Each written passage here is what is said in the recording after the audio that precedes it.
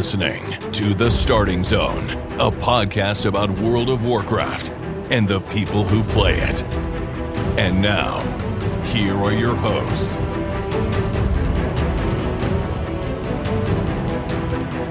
Well, hello and welcome to The Starting Zone, the podcast about World of Warcraft, the people who play it. Today is October 4th, 2023, and my name is Spencer Downey. Thank you so much for listening and subscribing to the podcast. I'm joined today, as always, by my co-host Jason Lucas. Jason, how are you doing this fine Wednesday? Spencer, hello. I'm doing well.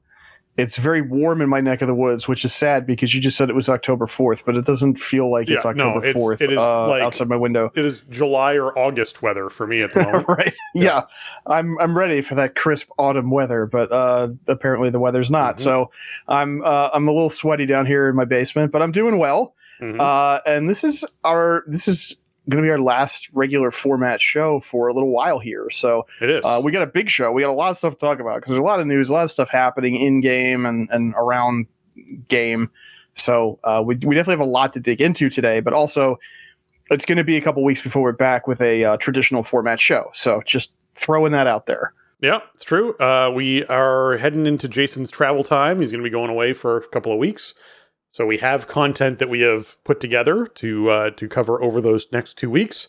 However, just be aware it's not going to be the regular weekly content. It's special content, including episode 600, which is next week. So that'll be super exciting for folks to hear that and all the fun that we had doing that. And then, of course, we'll have 601.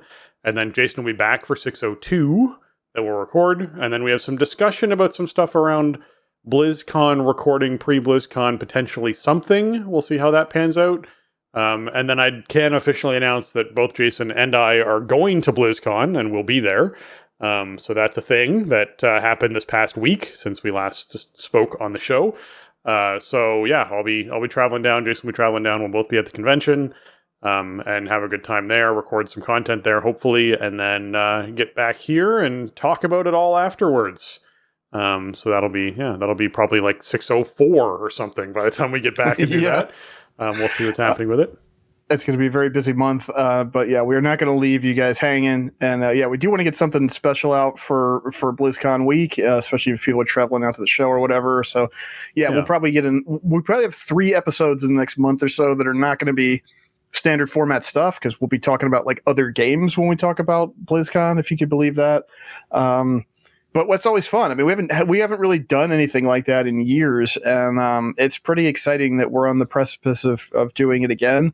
Because I think those are some of the most fun times to, make stuff about these games and kind of put stuff out into the world and have this sort of larger conversation with other people who do similar stuff and whatever. Like BlizzCon is that time of year that, I don't know, man. It's a tradition, right? It's like we always say it's like summer camp or it's like the high school reunion or whatever.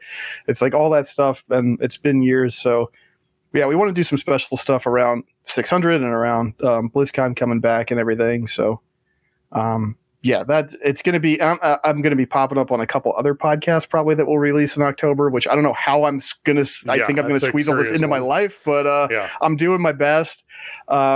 I'm just not sleeping is sort of my trick there, I guess. And we will both be out at BlizzCon, like you mentioned. We're going to try to maybe figure out I'm going to be hanging out at the hotel block like all week, basically. So we might try to put together sort of hey, we're all going to go hang out at a place at a time. Stay tuned for that, I guess. If we can nail something down there, we may not have a chance to really discuss it before those plans get set on the show.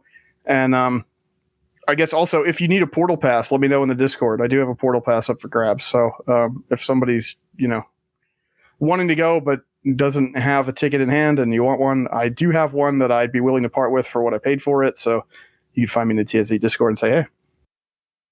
Yep, definitely an availability of tickets. That's something that we've noticed this year is they did a third wave this past little bit of ticket sales. And so there's certainly still some availability left. But if you're looking to get a portal pass, you can certainly reach out to Jason and get that all sorted for yourself. But enough about the BlizzCon stuff ahead of actually getting the announcements in the show. What did you get up to this past week in World of Warcraft, Jason? Well, I got up to quite a bit. when we spoke last, I was saying, oh, maybe we'll do some time walking Firelands. We did indeed do that, which was really fun. It was really fast. We actually had a couple wipes because like you do have to do mechanics in a couple spots, and we couldn't quite remember what the mechanics were, so we had to die to them once or twice. But we still had time to full clear it out after we had some other Aberrus bosses to take care of. So that was cool. I brought my monk. I got 2 pieces of heroic Aberrus loot just for doing time walking Firelands. Like, you're not going to find a better deal in retail of WoW loot anywhere than these Turbulent Time Ways time walking raid events. I highly recommend that you check them out and take advantage of them while they're around. And the cool thing is your item level gets normalized, so you could bring in a low gear 70 and walk out with a couple 428s or what have you. That's pretty amazing. I'm probably going to try to bring my druid to Black Temple tonight, I think is my plan. Just kind of spread the love a little bit. Last night we did some heroic and some mythic. It was a little weird. Our attendance was pretty good. I mean, we had more than 20 people, but people were starting to get restless and they're playing alts and maybe not like super confident in what they're doing. We've had this kind of ongoing dire healer shortage all expansion really, but this tier this point in this tier, it's really starting to hurt. We actually didn't end up having the gas to get our 3 mythic farm bosses down. Like, we just couldn't kill the 3rd boss. So that was kind of disappointing, especially since it might realistically be our last night in Mythic Aberrus before new stuff comes out. But it is what it is. Tonight, depending on numbers and stuff, we'll probably just clean up heroic and then go crush Black Temple, which will be fun. Other stuff I've been doing. I did finish leveling up the mage last week, which I think I talked about on the show when we recorded last. Just all time walking, just pounding time walking dungeons, just super fast, straight to 70 from like low 60s. I had most of the 402 tokens just sitting in his bags because I didn't have any other clothies. So just immediately hit level 70, and then I'm in 402 plus with 4-piece, like in almost every slot, got all the Mog. I just need trinkets because they don't really get supplied to you via Dream Surges or anything, and I just haven't put the time into like doing time rifts. I mean that's a little bit lower priority for me at this point. I'm just kind of out of time for a lot of stuff. So I'll mention the dungeons and doing time walking is actually also a great way this month. We'll talk a bunch about Traveler's Log this episode. Is a great way to actually get your Traveler's Log capped out, because it's not only like Mists of Pandaria based stuff this current week of doing stuff in Mists actually gets you a bunch of rewards. Sorry, this month, game stuff in Mists gets you a bunch of rewards, but leveling is one of the big things on that right now, of like taking a character from, all the tens milestones, 10, 20, 30, 40, 50, 60 is all worth points, as well as time walking obviously is also worth points. So you can actually cap out your Traveler's Log quite quickly just by doing that, if that's something you're taking advantage of during this twisting time ways time. Yeah, true. That's kind of a weird addition to this month's log, but it's, hey, this is pretty good motivation to level a tune, especially since you can start doing time walking at 45 now and everything. So, I have a couple tunes left to do to round out the whole, suite of classes, but I'm not gonna hop in with any of that right now. I'll get back to the other 4 or whatever I have left to level at some other time. And other than that, I really didn't play that much this week. Like I've been just making sure I get at least my daily core and dire brew in, but I still don't have the Drake armor, which is, I'm running out of time now. I got 2 days left. I don't like my chances, and that's kind of frustrating. But yeah, I mean, that was, that's really kind of it, just sort of, I'm taking a long vacation. I got a lot of prep to do. I got a lot of other stuff that needs attention. So I kind of just checked in with WoW and did the stuff that I needed to get done for the week. And that was about it. Well, I'll throw in my tip for this week from my play experience, because we're going to talk about Traveler's Log. We're going to talk about the rewards this month, but there's one reward. The final reward for this month is spectacular and amazing, and you must have it. Everyone's going to want to have one of these. So I basically dove right in, and we'll tell you what that is shortly. Basically dove right in and decided that I wanted to try and cap this out right away, because with this month being so busy, and with BlizzCon and with travel and all sorts of stuff, I really wanted to be sure that I didn't miss the opportunity to get this reward. So I was going through the Traveler's Log, since I'm not currently raiding, seeing what the fastest way to do that is. And there's a Traveler's Log reward for fishing up a fish head at the Dark Moon Fair out of the waters and wearing that fish head through a dungeon and completing the dungeon. This fish head, the dungeon achievement, works for killing Corin Direbrew. So for this week only, while this is going on, wow, go fish up a fish head out of the Dark Moon Fair, put the fish head on, queue for Corin Direbrew, and when you kill him, you will get not just the reward for killing Corin Direbrew, which exists within the Traveler's Log, you'll also get the reward for wearing a fish head and finishing a dungeon. So that was a beautiful double up on points to be able to get a whole bunch of points. There's also a few others for Dark Moon Fair that obviously is going to be wrapping up on Saturday, so be sure you get out and do these quickly. If you're doing it, one of them is talking to a ghost at the fair. In order to do this, you actually have to be dead to talk to a ghost. So take off your armor and anger a wolf, and the wolf will kill you very quickly. And then you can run around and find a ghost in the northwest area of Dark Moon Fair and actually get some more Traveler's Log stuff for that. There's a bunch of little ways, but the Corin Direbrew fish head thing to me was a wonderful. I was like, let's just try it. Let's just see if this works. Little min-max coming out of me here. Having to run a whole dungeon. Let's just see if I can put on a fish head and talk to Corin Direbrew, and yep, that worked. So if you haven't been doing any of the Oktoberfest stuff that they've got going on for this, be sure that you're doing the sausage eating competition. The sausage eating competition is also worth a bunch of points. So lots of little things like that you can get points out of. And I think it took me all of an hour and a half to get my full month capped. And that was just like I caught 50 fish in Pandaria, and I did some quests, and I did some, dream stuff, and got some dust, and that, I capped myself up pretty quickly. So it isn't hard to do, and you're gonna want this month's reward. So we'll chat about that. But first, you got something else? I was going to say there's a ton of stuff to do, even if you are not doing like end game. Yeah. Like they add so many activities, and also what you're saying about the fish head, like that'll probably work for Headless Horseman too. So if you don't have time to play today, Thursday, Friday while Corin's still up, in another couple weeks we got Headless Horseman starting up, and it'll probably work for that too. So the fish head will be gone because it's Dark Moon Fair, so you have to do it during Dark Moon Fair. Do they expire when Dark Moon Fair ends? Well, you wouldn't be able to get the fish head. You can only catch the fish head in Dark Moon Fair. But can you like stash one, or if you have them? I mean, I think I have some. Oh, really? Okay. Well, if you can stash them, then yeah. I think you can. I don't think they expire. Yeah, you'd have to catch one this week, but you have until Saturday night for that. Brewfest ends Friday afternoon. I caught it in like 10 casts at Dark Moon Fair, so it's not hard to catch. Right. There's two different ones. There's the Crimson one and the Azure one. It doesn't matter which one you catch. You just put it on your head. It's on your head for an hour. It transfers with shapeshift form. So if I turn into my owl form, I'm an owl with a fish head, going around. If I'm a boomkin, I'm a boomkin with a fish head. If I'm a stag, I'm a stag with a fish head. It just goes on all the forms, which is hilarious for druids. But yes, so I'm definitely curious if people in my group for Corin Direbrew were staring at me funny as I was standing there as a boomkin with a fish head, or when I did the chow down competition as a person with a fish head doing sausage eating and drinking. Those things happened. It was hilarious. That must look really weird. It was.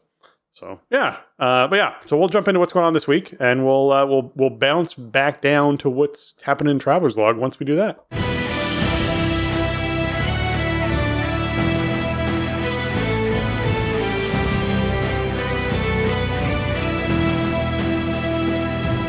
All right, it is another double up week. So this week in World of Warcraft, we have the Burning Crusade time walking event going on, where the Sign of the Twisting Nether buff is up, increasing your reputation gains from combat and quest by 50%. And characters can go and participate in Blood Furnace, Botanica, Magister's Terrace, Mana Tombs, Shattered Halls, and Underbog for some additional rewards. If you complete 5 of these, you get yourself a cache of Heroic Avarice loot.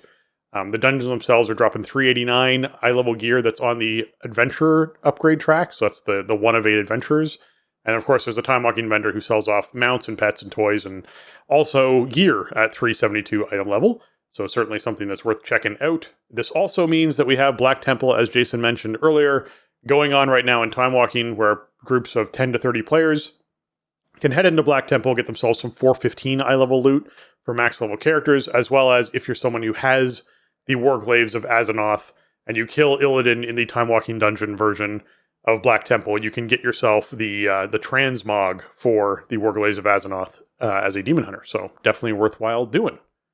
Yeah, I think the time walking raid tuning, I mean, I've now recently done, since 10.1.7 came in and we had this change to the event quest that you could pick up from the vendor, where you can get the gear cache and the cosmetic items every time from the raid that this event comes around. Like, the tuning feels really good. These are like fast runs. They're simple. It's not like you have to really block out any kind of intense strat. It's basically just tank and spank. And, if this thing happens, maybe pay attention to it. That's like most of the fights. And I mean, when did Black Temple come out? 2007.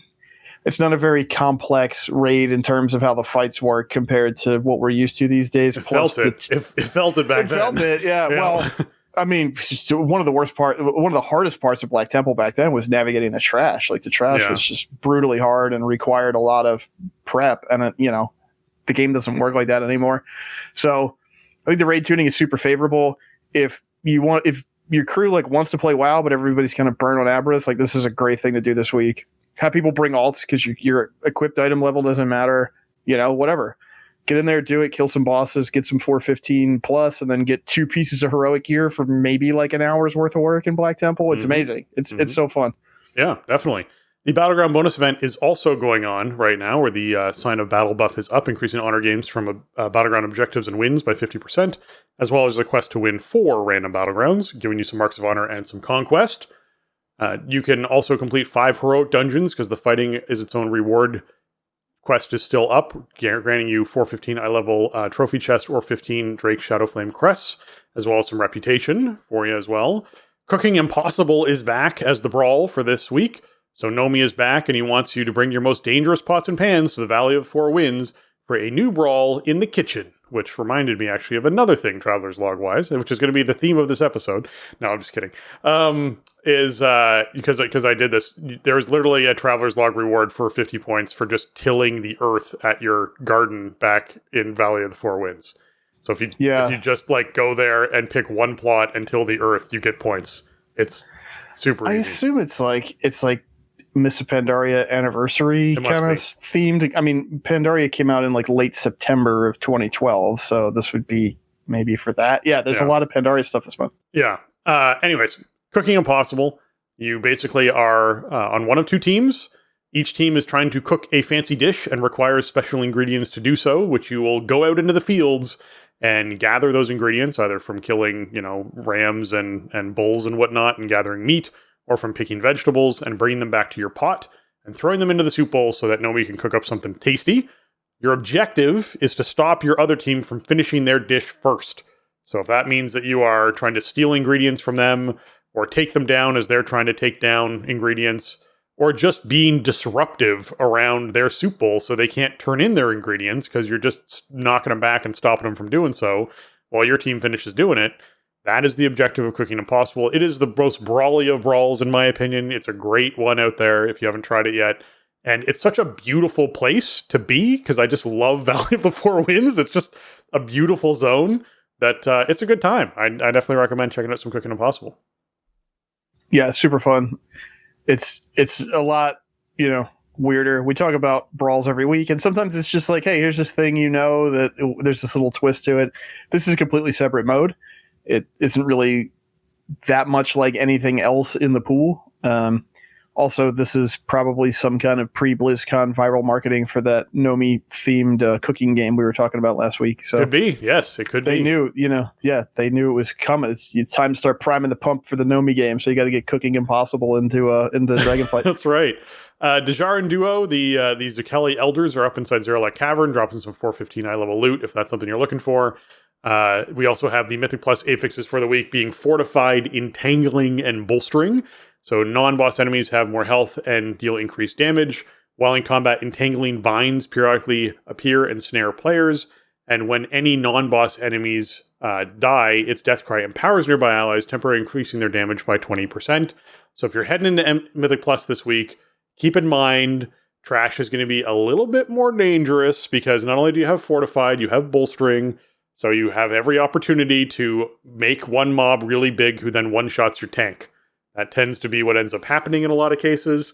Now, when it comes to Entangling, you can use snare removals, you can use shape-shifting, you can use anything that lets you escape from this kind of grab, or you can just run far enough away and it snaps. It's not really a major affix. It's not doing a huge amount of damage or something to the player. It's not something that's going to cause players to have to switch targets in a big way to do anything like that. So at least in this case, it is movement-based. It can trip you up, literally, if you are inside a situation where there's like a pool on the ground or something you're not supposed to stand in or get out of. I can certainly picture a lot of Shadowlands dungeons that have a lot of like instant you're dead mechanics if you don't get out of them fast enough. So I'm kind of glad we're not dealing with entangling there.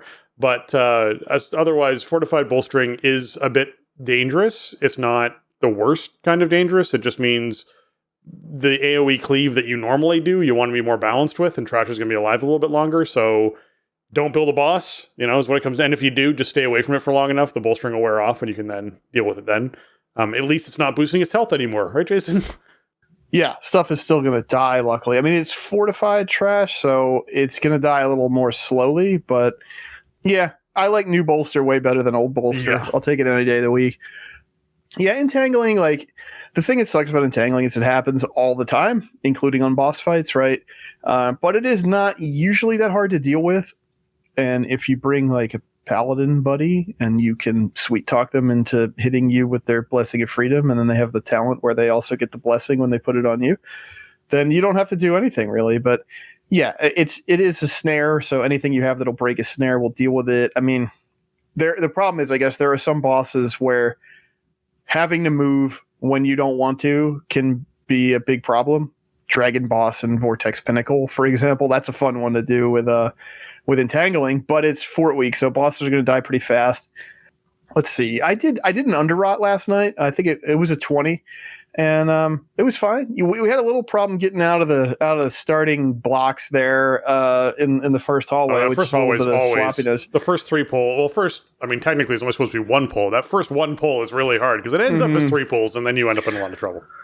Yeah, it's a little bit hard to kind of get going there, I think, because they're so front loaded. So we had a little sloppiness and a couple deaths at the beginning, but it wasn't, it wasn't enough to even give us any time pressure. We had a few minutes left by the time we finished it, and it felt good. I mean, even with the entangling on the bosses, like the bosses were dying at a comfortable pace. I don't know. I think this is a pretty good week. Like, yes, you have to be aware of bolstering, but I mean, your tank should be ready to take that extra damage if stuff is getting bolstered or whatever. Kiting is always an option too, right? If you don't want to take the damage, right? Fine, you could do that. Entangling certainly has a lot of counterplay, so I don't know. I mean, overall, I barely noticed. I mean, to be honest, I barely noticed bolstering last night in that underrot that we were doing. But then again, a lot of that trash like fixates on somebody, so maybe the healer was noticing it more than I was, right? Like the screechers and all that, like they just pick a target, so they're not attacking me whether they're bolstered or not. And yeah, I don't know. The affixes really didn't come into play that much. It was just a quick run. It was fun. I think it's a pretty good week, and if you can bring more, comp type solutions to entangling and bolstering, even better. I mean, if you get stun stuff up, then it's not going to do increased damage because it's doing no damage. So, I think this is one of those weeks that is not, it's not mega dungeon dependent. There are maybe some dungeon dependency concerns. Like, for example, if you can choose Underrot over Vortex Pinnacle, like the position we were in last night, probably choose Underrot, right? But like overall, I don't think like this makes any dungeon, I don't know, unapproachable or something. And comp can just, if you make like some particular comp or build choices, that can just make it that much easier. So right. I think really good week for keys. Yeah. Brewfest is continuing until Friday. It ends this Friday, October 6th is when it goes away. And all those people who are putting in hundreds upon hundreds upon hundreds of attempts to get their orange Brewfest Bulwark Shield mug or their Brew Barrel toy or their Brewfest Drake armor from Corendire Brew will be running out of time here. So if you're someone who wants to take advantage of not only the Traveler's Log benefits of getting in there and doing some things for that, but also getting those last attempts in for the transmogs and toys and whatnot that you might want, or just earning up the tokens to buy the ones you don't have yet, get out there, participate in Brewfest, be sure that you're taking advantage. Man, oh man, I've been seeing some Twitter threads from some folks who have been trying to get the Drake armor for an extremely long time and haven't gotten it yet, and it's getting frustrating for them. And I feel your pain because we probably have one Brewfest left inside Dragonflight's lifespan, Jason. We're probably hitting that point, and it's going to be a little weird if you don't get it during that, and then we don't have dragon riding as being as prominent in the next expansion. Right. I mean... Yeah. You figure we're going to have like dynamic flying. If you pay attention to a lot of official communicate, if you pay as much attention to official communications as I do, right, you've heard the term dynamic flying more than once, which I think is what they're going to rebrand what we currently call dragon riding once we're kind of out of the dragon theme. I guess the question will be, are there going to be other mounts that you can use your customizations on? We know we're getting that owl from Mythic Guardians of the Dream raid, right? So like that, maybe you could put customizations on that, and maybe this would be one of them. Maybe old mounts will be somehow retrofitted so the customizations work on them, or maybe you're just like, well, I'm just going to use the ones I can customize because I think they're cool, so that's going to be my choice. I think it's okay. This is frustrating though, for sure, because we like to collect stuff as WoW players. We like to complete our collections. Yep. And this is a thing that seemed like it was just going to be, okay, I do my due diligence, I do my daily core and dire brew, and I'll have it. And a lot of people don't have it. This seems to be a lot rarer drop rate than we kind of maybe thought it would be. And also, you know, I was doing it, I've done it daily on at least one character every day of the event. And many days I've done it on 6 or 7 or 9 characters, depending on the state of whether or not the treasure chest would drop at level 60. And, you know, I read some Wowhead comments and stuff, and the way it looks is like you have an extremely boosted chance to your first kill of the day per account. And after that, it's essentially not worth doing. If you have nothing better to do, you might get lucky. So that's, you know, you can do that. But almost everybody in the Wowhead comment thread when I was checking it a couple days ago was like, I got it on the first kill of the day after a week and a half or whatever. Once in a while, somebody's like, I got it on the second kill of the day, but it's almost never.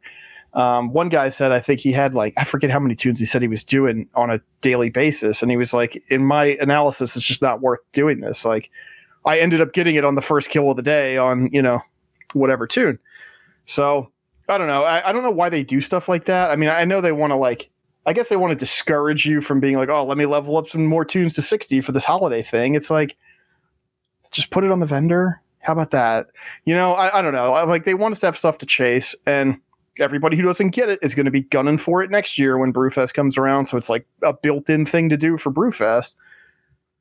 It kind of stinks because I have everything else, and I'd like to just check this off the list and say that I am caught up through 2023 with Brewfest, but hey, maybe I get lucky.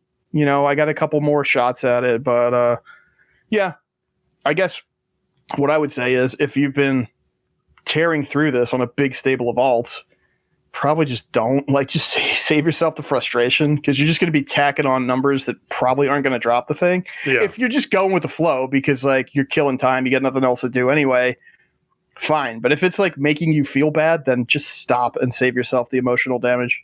Yeah. Do it once a day and move on. That'd be my advice. And I've largely done that the last week or so. I don't think players had the idea in mind, I guess, the intention in mind that this was going to be the next Love Rocket situation. And it's feeling more and more like it's becoming that, right? Yeah. It's feeling more like, based off the, like, I've seen people do 700 plus attempts at trying to get this thing and not gotten it. And that's spread across a bunch of characters. And as you said, after you do it once during the day when you have the highly increased chance, obviously that chance drops substantially. So it isn't necessarily worth doing. But to folks like this who really, really, really want it, they're willing to take that substantially low chance at trying to get it. And so it's brutal to watch people really trying this hard to get it. And it's not I don't know, it circles back to a conversation about grindable rewards and being like, yeah, you know what, if you put in the time, you should eventually be able to get what you want. And when there's rewards like this, where it's like, no, that's not necessarily the truth. You could put in 10,000 attempts and not get it, even though statistically speaking, you should have. It's frustrating, right, for players in those situations. So Yeah, we'll see what ends up happening with it. Like I said, I think there'll be one more Brewfest before we move out of Dragonflight, and Dragon Armor becomes one of those things that you're like, oh yeah, I don't use that mount anymore because I now have this really cool dynamic flying mount that I want to ride around all the time.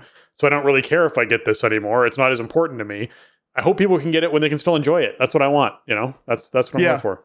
I mean, we're all going to be using them no matter what for the next probably year. So yeah, it would be nice. I mean, I don't know. I guess like this thing that softens the blow for me is that I spent the gold on the Pirates Day armor, which I would just use. Even if I get this in the next 2 days, I'm not going to use it because I'm about the infinite pirate dragon life. So that, that's okay for me, I guess. But if this is really the thing you want, like if you're like a, brewmaster main or something, and this is what you need to really, complete the look, like, oh man, it's just, I don't know. Yeah. For something this silly, it's not even like a mount on its own. It's just a thing that goes on top of whatever mount you already have. Like, it's just, the rarity and the lack of streak protection really feels bad. Yes. Well, as I mentioned top of the show, that combined with this, Darkmoon Fair is going on, so you can get that fish head and go kill Corin Direbrew and get some extra Traveler's Log stuff. You can also ride the merry-go-round, which is more Traveler's Log stuff. You can also bonk Hogger on the head. That's more Traveler's Log stuff. There's a whole bunch of things in Darkmoon Fair you can take advantage of if you want some quick points that way. You can also get yourself some more profession skill ups or profession knowledge if you want, by doing some of the events that are happening there at Darkmoon Fair, as well as some more tokens for your dirigible, that buff that increases your experience and reputation gain, seeing the different bands that are there, participating in the dance stuff that happens there, or if you just want to play Minesweeper. It's all down there at Darkmoon Fair. So take advantage while you can before Saturday, because it's going away on Saturday. Yeah, get your profession knowledge, unless you are maxed out. In which case, then probably don't bother, because trading it in for Artisan's Metal isn't really too attractive. But if you're not maxed out, it's free points. Don't forget to do it while it's up this month. Eastern Kingdom Cup kicks off today. That is today, beginning in Veldraken, Stormwind, and Orgrimmar. You are basically going to be going out and participating in 14 different races spread across Eastern Kingdoms. There's going to be like reverse courses, advanced courses, normal courses, all sorts of different variations that you can participate in.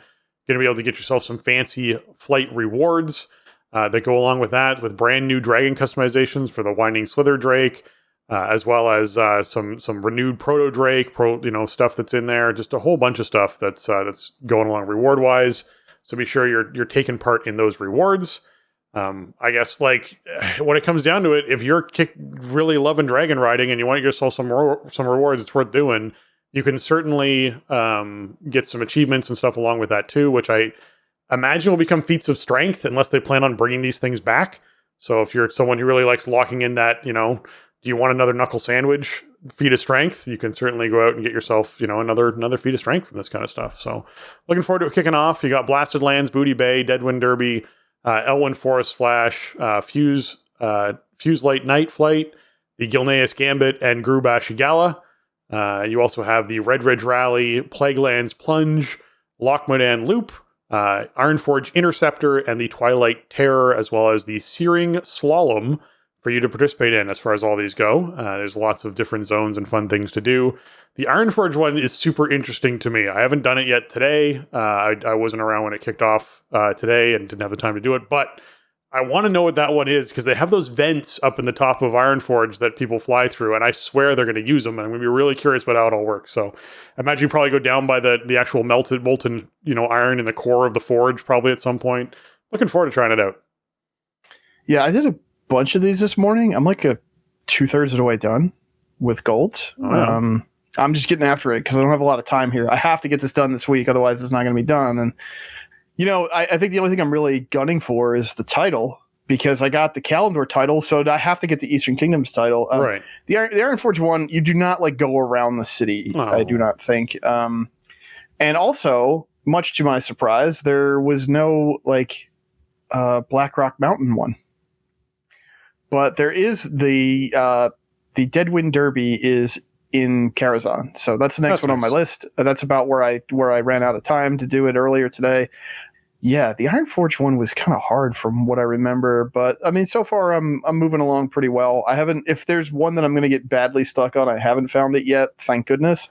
Do you go into the city at all, or do you just fly around the outside of the city? I think you're just outside of it, if I remember so that makes sense from a Horde Alliance perspective to not have Horde characters flying around through the city. Makes sense, Yeah, right. Like, because there's one in Dunmorrow too, and it's like, all the Horde players are like insta flagged, right? Like, exactly. They have their. For me, I'm playing Alliance, of course. Yeah. So yeah, I mean, that is a concern, sort of, in these old zones, I guess. Like, you don't want to get griefed because you're just trying to do the dragon riding. Exactly.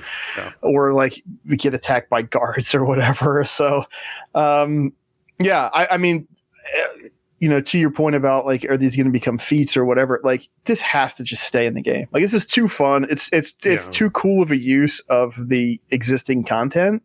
Like, put it on a rotation and just have these cups up there so people can do them at their convenience, even if you're going to just put them up for like 2 weeks at a time or whatever and rotate one at a time. I mean, the new stuff to collect, if you're all the way caught up, is not super expensive. I think it's like 50 or 25 tokens per customization. So it's not a lot, but it might be a thing that is more efficient to do by taking multiple tunes and doing the intro quest and all that and getting the bonuses, just to get to 25 really quick or whatever to buy that next one. But I mean, I think these events have been super cool. I've been having fun with this one so far today. And I think it's just a great way to have something kind of more casual to do, and that you could put in like any content. It doesn't matter that it's an Elwyn Forest or whatever, right? Like that sort of just enhances it. In fact, is that it's there and players can just engage with it however they want to. The only problem is the time crunch, but I think that if it was me, I would say, okay, guys, we've rolled this all out to every continent. Now we're going to start a rotation where once a month, there's going to be 2 weeks of a dragon riding cup. And then we're going to rotate each continent through. Like, I was kind of relieved that there wasn't like a new super expensive transmog set to buy or anything, right? Like, I think that if I was going to shoot for one thing, it would be something like that. So I don't have to, since I'm caught up from Kalimdor, I don't have to worry about that. But yeah, definitely check this out. It's super fun. And I would say it's probably more, if you're not interested in it, it's probably more fun than you think it is. Because I wasn't really interested in it at all at first. And I started doing it and I was like, I need this achievement and I need this title and I need all of the stuff from this vendor. Like, let's do this. And, then I kind of knew I was just dialed in for the Eastern Kingdoms one too. Yeah. I before we dive into what's going on in the actual hotfixes that are out there, though, I do want to talk a little bit about Trading Post because we have the October Trading Post kicking off. We've been talking a bit about it earlier on. So let's dive into that. Trading Post this month, big reward. The thing that I've sort of been, advertising a lot is in fact the broomstick. You actually get a broomstick. I mentioned it earlier that I was looking forward to getting a broomstick at some point, and there it is. So we basically get to head over to the trading post. You got yourself the Death Knight armor, the Demon Hunter armor, and the Druid armor. So I picked up my Druid pieces, including the Ashmane's Blessings Rebirth stuff, as well as the actual vestments of Rebirth. I then also picked up the High Scholar's Grand Staff because it's also really cool looking. So I spent a whole bunch on that stuff. I got the Imp in a Ball because I just didn't have it yet, and it's a cool toy, and I wanted it, so I got that too. And I was able to get the cloak and the hood with feathers on it because I thought that was also really cool looking. I have to say the chainmail that they have, the shadowy and the gleaming chainmail, looks really good, and it would be very tempting if I played a character that wore that sort of armament because it's wicked looking. So yeah, definitely participate because, man, the broomstick is awesome looking. It's so worthwhile getting. And it's something that everyone's wanted since we had the temporary broom mounts way back in the day that everyone loved getting on. Yeah, I mean, I think it's the first time they've done a permanent mount that's like, a witch's broom kind of thing. Yeah, a lot of cool rewards this month, which is kind of a surprise to me because you have those big meatballs hanging out there for the class-specific stuff. So, I mean, granted, if you don't play one of those classes, then those things aren't interesting. But if you do play one of those classes, then that's, 950 tender that you might be willing to put up just for that stuff. Yeah, the chainmail looking tabards are really cool. If you're going for like a particular kind of look, they're perfect for that. And they're really kind of unique. I don't really feel like there's nothing like it. There's been much that looks like those. Yeah, especially in that armor slot for sure. I mean, they're relatively cheap. Might be worth buying just on that basis, is that it's like, its own kind of look. I don't know what I'm going to do here, because originally I thought when they announced all the class and weapon sets, like, oh, well, I'm just going to buy them for each of the tank classes, since, that's what I like to play and I want to collect that stuff and whatever. And I really had some kind of buyer's remorse over the Paladin stuff. Like, the fact that it doesn't all go together just really bummed me out. I felt like it was a lot of tender that I was spending on stuff that didn't fit together. So I don't know. I might still end up just buying this stuff anyway. I think I have the tender between the income that I'll get for November and December and what I'm currently sitting on. I think I have enough to do the other 5 tank classes and still have some left over. But because I don't really usually spend a lot of my tender from month to month. But I don't know. I might end up passing on these. Oh. I mean, like with the Druid stuff is cool, but you play a Guardian Druid. When do you ever see your character's armor anyway? Yeah, if you're tanking, you don't. The only reason the Druid one caught my eye, and I talked about this before when they were first announcing these sets, is it's really similar to a set that came out during Legion, and it would mean that as opposed to being an owl, you can be a panther, which I think is kind of neat as far as that goes. Like, it actually is.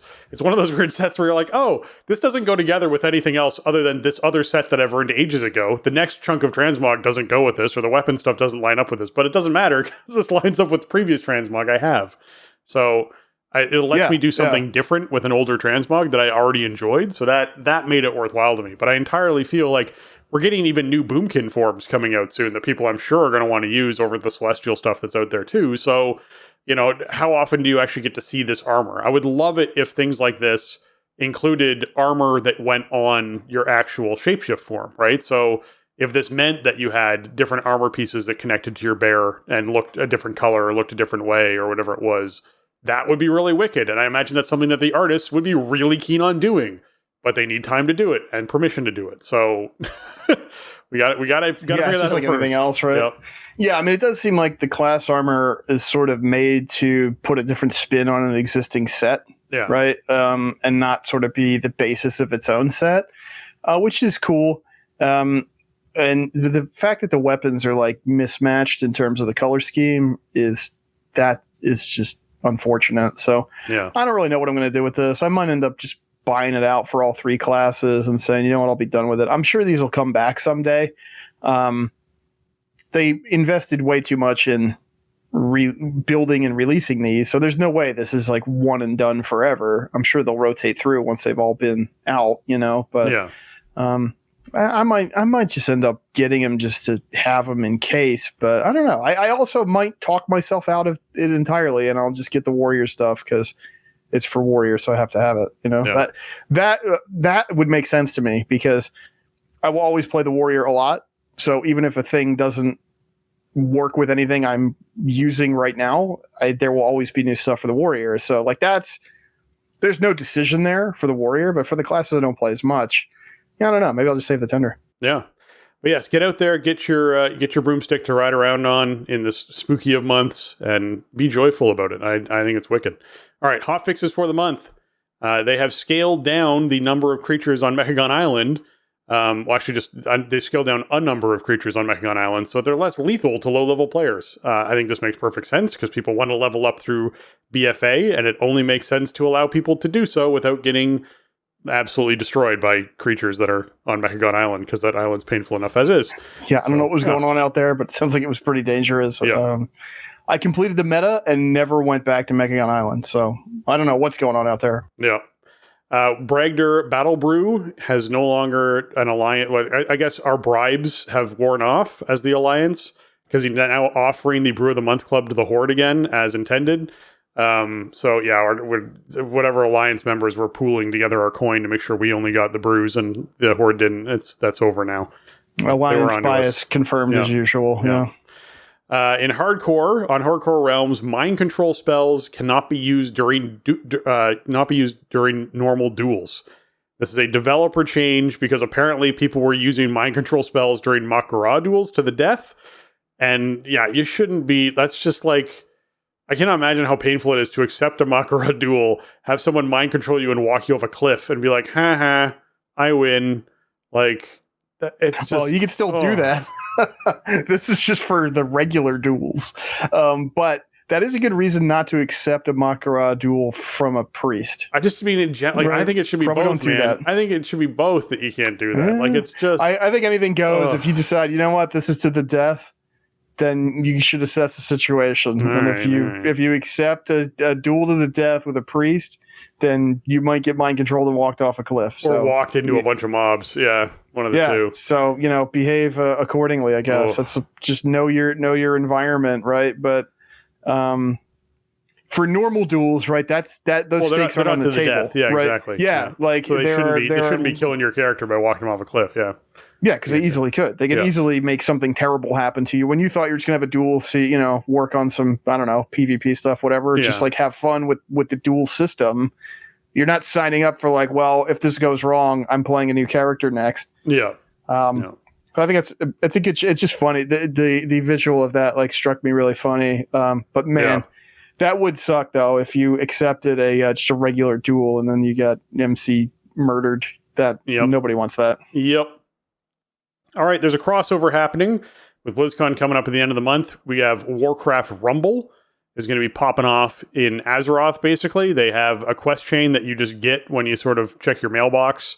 And when you get the letter in the mailbox, it puts you on a quest chain to collect up all these little toys, Jason. Do you want to talk a little bit about your experience collecting the toys? Oh, yeah. So this went live yesterday afternoon, and a bunch of stuff just showed up in the inn in Valdrakken. And Rare Scanner went off, and I picked a bunch of stuff up, and I turned it in to this NPC that was there, and then I made a mistake because I broke some stuff. But the thing to know about this is if you haven't played the game or you haven't done any of this yet, check your mail. They decided to start the quest chain by sending you an item in the mail. And the mail gives you an auto-accept quest to talk to Mizzen, who is the Warcraft Rumble fanatic, who is the NPC that you deal with for this stuff. If you're level 60 or higher, it will send you to Valdrakken, to the Roasted Ram. If you are under level 60, you will go to Orgrimmar or Stormwind, and Mizzen is in those places as well with a Rumble machine. And, I mean, it's pretty simple, right? The idea is there are 7 Rumble coins stashed around Stormwind, Orgrimmar, and the Dragon Isles. And each one of those coins, you put it in the machine, and you get a box. You open the box, and you throw a Rumble Mini on the ground, and then you earn the toy for whatever that Mini is. You can't get duplicates, so as long as you can pick up all 7 coins and turn them in, then you will get all 7 minis. The other thing is there are foils, which are items that you return to the machine, and then you can unlock a new or like upgraded appearance for each of your mini toys. There are 14 of these throughout the Dragon Isles, Orgrimmar, and Stormwind, because there's 2 upgraded appearances for each mini. So there's a bunch of stuff to collect. You get an achievement for each thing you collect and for each appearance that you upgrade on it and everything. So it's really cool. The only problem is a bunch of us super early adopters ended up turning in a foil when we didn't have any minis yet. So there was no toy to apply it to, and we sort of just ate a foil. So that stinks. I would like to have my last appearance, and I'd like to have the whole meta achievement done and everything. So I've opened a ticket. I know some other people have as well. I'm hoping there's a fix in the offing, and maybe they just send us a foil or whatever. Would be nice because I would like to complete all this. But they made the official announcement yesterday, like right as this was going live in WoW, that Rumble was officially launching November 3rd, which is BlizzCon Friday. This was a cool promotion. Rumble is sort of in that Hearthstone type of space in that like it's supposed to be a game that exists in Azeroth, like Azerothians would be playing Rumble, right? And the prop they made for the Rumble machine is awesome looking in the game. Like it's so cool. Just the 3D object it looks like a big arcade machine with like, it looks like it looks in the pre-rendered cinematics and everything, but it looks great inside the game. And I've been playing Rumble a lot. I got it in the beta over the summer, and they took the beta away from me for a little while, but it came back, and I have spent quite a bit of time in Rumble. It's a super fun game. Its scope is relatively small, but it's very deep. There's a lot to do with collecting your minis and leveling them up and upgrading their quality and unlocking talents for them, and then how you set your army up and, like kind of what your army excels at, like what it's good at, and then how you apply that to whatever your mission is. The campaign is really long, and it goes through like most of the zones of Eastern Kingdoms and Kalimdor, and there's dungeons that are themed around, like vanilla dungeons and stuff. And it's a super fun game, actually. Like I play it every day for at least like an hour, I think, at this point. It's a great game to play when I'm kind of like done with WoW or whatever I'm doing for the evening. Everybody's in bed and I want to kind of just chill, maybe, put the TV on and like mess with a game for a little bit. It's perfect for that. So it's super fun. I've really been enjoying it. It's so Warcrafty is the thing about it. It's not like very Warcrafty. Yeah. Like it is a Warcraft game from top to bottom. It's, in a weird way, it's like a successor to Warcraft 3. It's sort of like redoing vanilla WoW kind of in this context of like a Clash of Clans like or whatever, but I think it's more fun than any games like that I played before. So really cool, I think, addition to the Warcraft family. And I think the crossover is fun. I mean, you can the thing is, like, if you want all the stuff, you kind of do need an Alliance character and a Horde character, and you need a 60 plus character with some degree of dragon riding, right? Yeah. Like, you can't really just log in on a fresh account and get all 21 of these things you need to collect, because you have to be able to dragon ride up the stuff and whatever. And you could probably, like, on an Alliance character, swoop into Org and try to scoop the stuff up before you get murdered, but that might still be kind of hard. So, if you have that stuff, it does make it a lot easier. But really cool promotion. It was a total surprise. I figured they would do something as Rumble's release kind of became imminent. And, Rumble kind of soft launched in most of the world already. In a lot of places where people are probably listening to the show, you could just go to your app store right now and download Rumble and play it. It's actually not out in the US right now. And there are other markets where it's not out yet. So they're holding that big launch for November 3rd, which I think as we started getting closer, a lot of us started to go, they're probably just going to launch this at BlizzCon, right? Yeah. And, so yeah, here we are. While you're waiting in line on Friday to get into the con, you'll be sitting there playing Rumble, right? That's, all I can say is, like, I'm super glad I'm in the beta so I can, play it while I'm traveling. I think it's going to be a lifesaver hanging out in airports and on planes and stuff. So, I mean, you do need an internet connection, unfortunately, like even in the middle of combat for some reason, which is not great, but whatever. I mean, considering how much time I'm going to be on airplanes in the next month, I think it's probably worth it to me to pay for in-flight internet and let Rumble keep me occupied. Yeah, super cool game. And you know what? Even if you don't give any part of a crap about Rumble, you can still log into the game, get 7 really cool toys, and a whole bunch of achievements just for flying around and collecting stuff. So, I dig it. It's very low bar to participate. The rewards are cool. I love collecting toys in the game anyway. I think they're some of the most fun items to collect, really, if not the most fun. So I'm very happy about this. I just hope I can get that foil restored to my account so I can get my last appearance unlocked and get the meta achievement and have all the things, because I'd almost rather have way not enough of the things than have all but one of the things when it comes to a collection, right? So we'll see. I have a feeling that, I know I'm not the only one, and I have a feeling that, a fix will be in the offing, hopefully, because the whole point is to promote Rumble and to advertise it. So you want people to, like, do stuff in the game to consume your advertisement. At least let them get all the stuff they bargained for. Yeah, now they haven't announced any kind of date range of when this ends, so we don't actually know when this promotion is ending based off of their post. So presumably you have at least till the 4th, if not longer, to be able to collect these toys. So there's no, like, immediacy of needing to do it this week before it goes away kind of thing. You can take your time with it, but it is exciting and it is easy to do, so it's worth hopping out there and grabbing it. Okay, let's dive into some PTR development notes, because we are dealing with a lot of change stuff that's happening now. As far as Mythic Plus goes, the Everbloom will be available for this week's Mythic Plus test. Throne of Tides has now been updated. Encounters and enemies throughout the dungeon, and the Jellyfish Elevator has been replaced with a portal, available for testing in Mythic Plus this week. And adjustments to the duration of several story scenes in Dawn of the Infinite on Mythic Plus difficulty have been made as well. The Yalnu encounter in Everbloom has also been updated. So The biggest thing to me here is, hey, no more jellyfish elevator. Because when we first got this announcement of this is what was happening, my first reaction was, oh my God, jellyfish elevator. So yay. I'm glad that they're looking at that.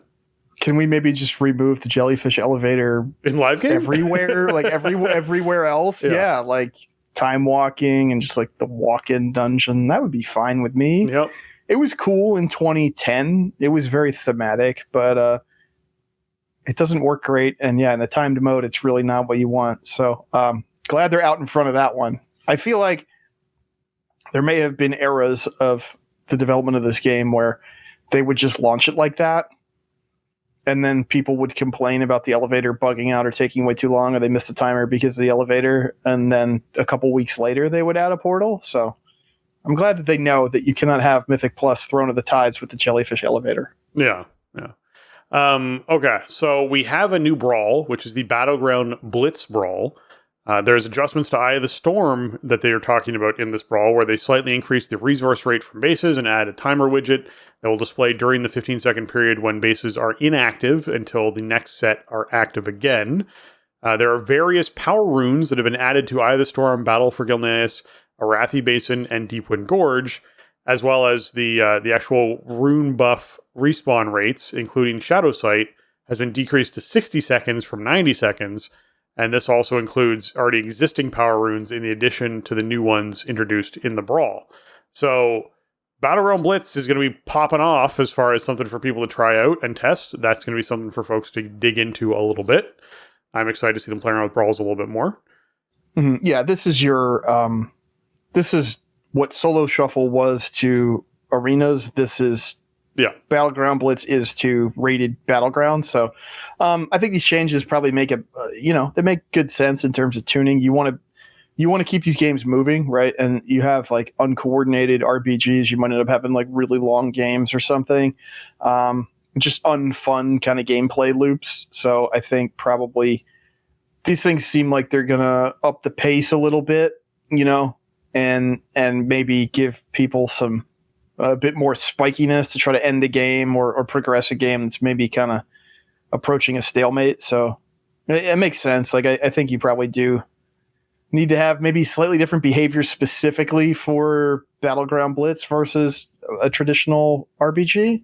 I don't know. I guess we'll see over time as they get more data and more people participate in it and what have you. But I can understand why you'd want to do this when everybody in the technically rated Battleground is blind queuing into it. Hunters rejoice, as well as all of the other fixes that we've had coming through with nerfing and buffing and sets changes and all that kind of stuff. Hunters themselves are now getting a raid buff, as though the class needed more motivation to be brought to raid. They did, apparently. Add in the Hunter's Mark, where all damage taken on a target that has Hunter's Mark on it is increased by 5%, while it's above 80% overall health. So they like the idea of Hunter's Mark highlighting a specific target on the battlefield, so we have made an adjustment to Hunter's Mark to cause it to increase all damage taken by 5% on the target while it's above 80% health. When applying Hunter's Mark out of combat or before a pull, it continues to have no cooldown.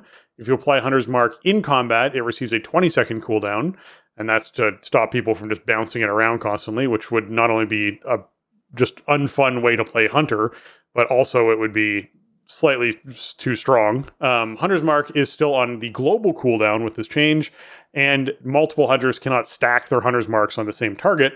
So you're not dealing with, hey, we need to bring in 9 hunters because we can just have this huge amount of damage at the top end of the pole, where we essentially spike the boss down in health really quickly. There have been boss encounters in the past where reaching 80% quickly was important or made the fight easier to do.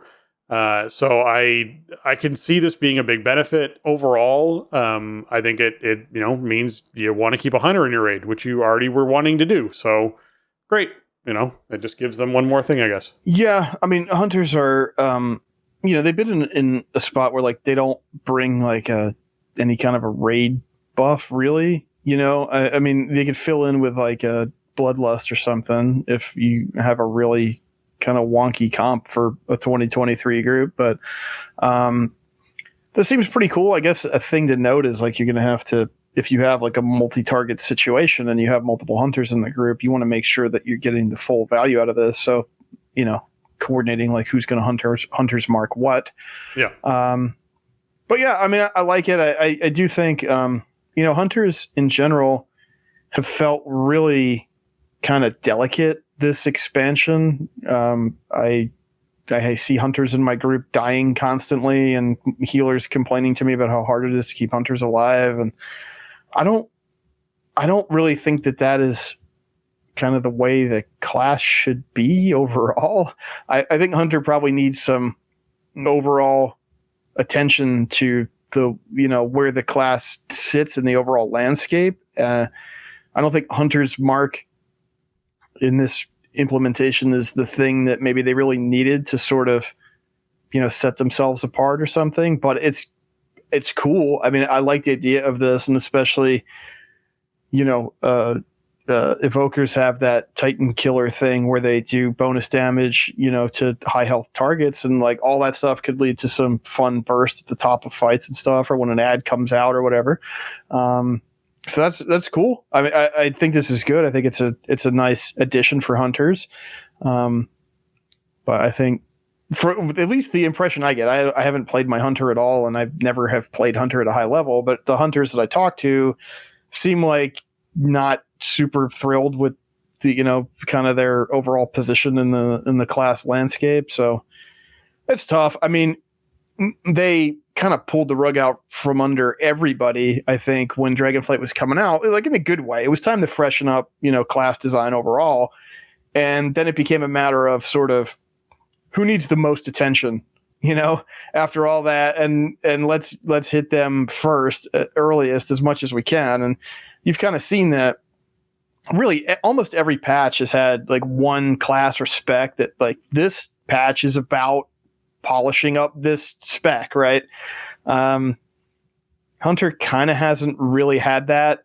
And this, like I said, this is a cool addition for the class for sure, but this is not like what Demon Hunter, like what Havoc DH is getting in 10.2. It's just, Hunter hasn't had their moment for that yet. Yeah.